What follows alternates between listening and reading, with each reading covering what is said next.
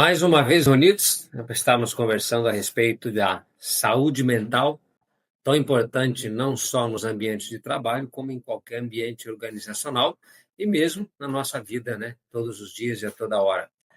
Importante ressaltar que a proposta da ALO é uma proposta diferente, no sentido de nós trazermos uma coerência e uma profundidade no tratamento, no atendimento, que envolve os aspectos da saúde mental.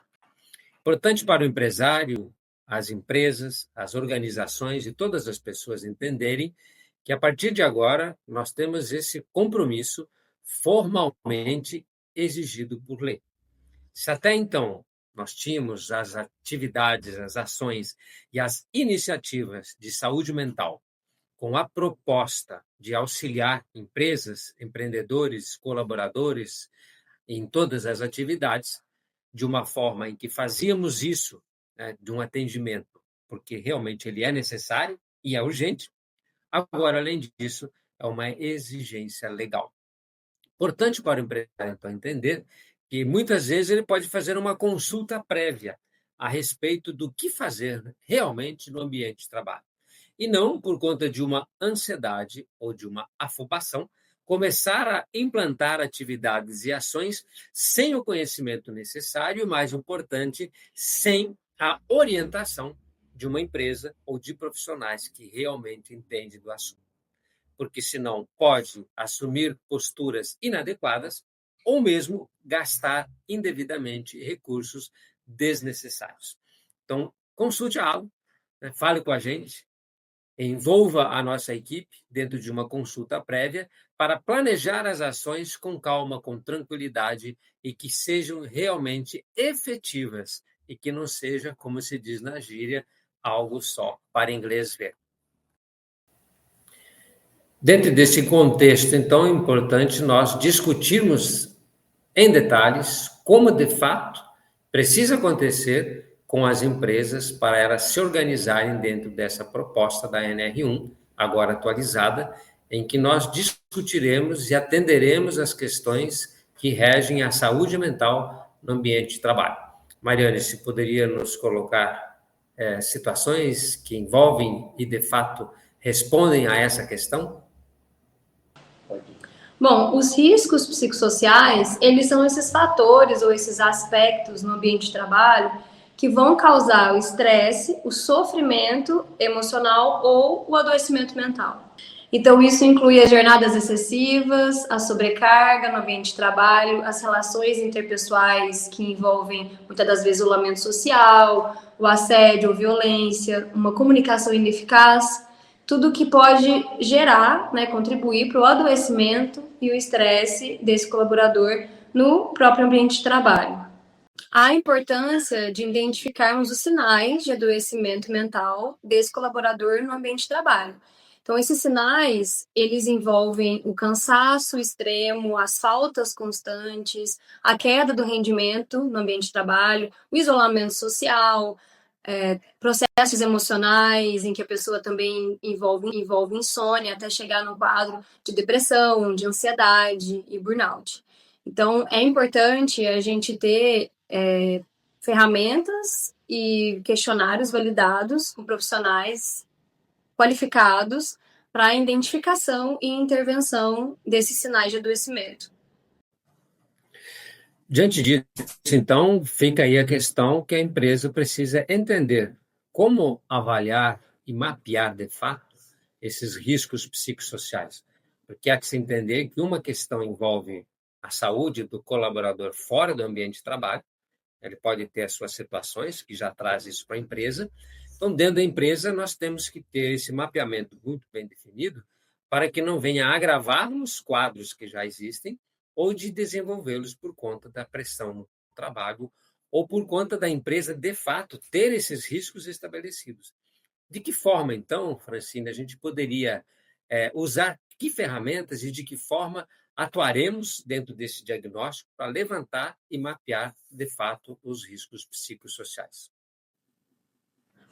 Então, pensando nesse sentido geral das empresas, a melhor forma da gente mapear e avaliar esses riscos é o questionário que a gente desenvolveu, um questionário próprio, e é um trabalho multidisciplinar. Então, são vários profissionais qualificados com visões diferentes. Dentro desse mapeamento, a gente tem blocos de visões para poder identificar melhor esses sinais de adoecimento e trazer ações preventivas e restaurativas. Então, esse trabalho com a psicologia, esse trabalho direto, né, com a terapia corporal, essa junção, ela agrega e acaba sendo um diferencial para as empresas. Então, sendo uma avaliação que abrangente, né, que não substitui um trabalho nem o outro, são abordagens que vão avaliar da melhor forma como atuar, né, num sentido bem focado.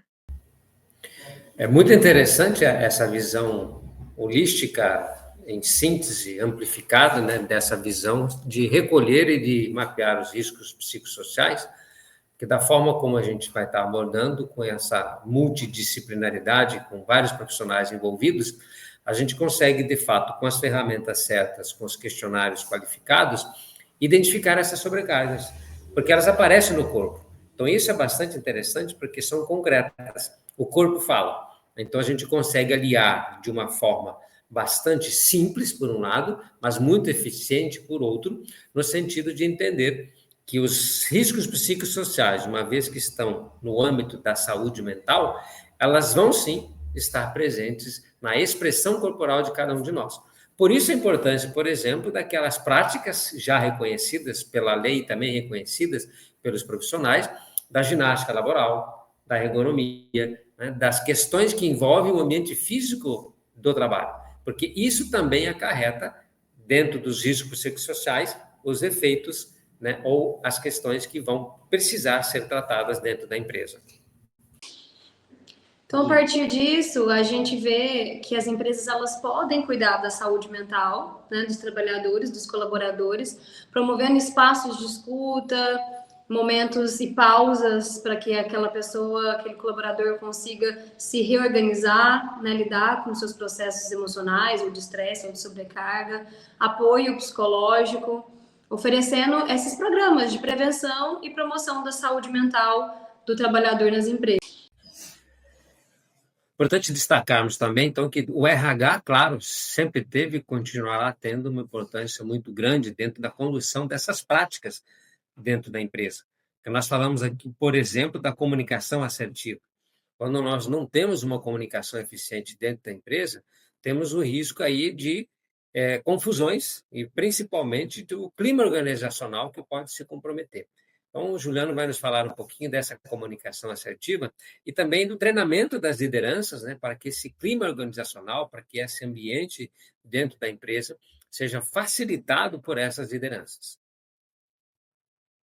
Bom, o que é uma comunicação assertiva?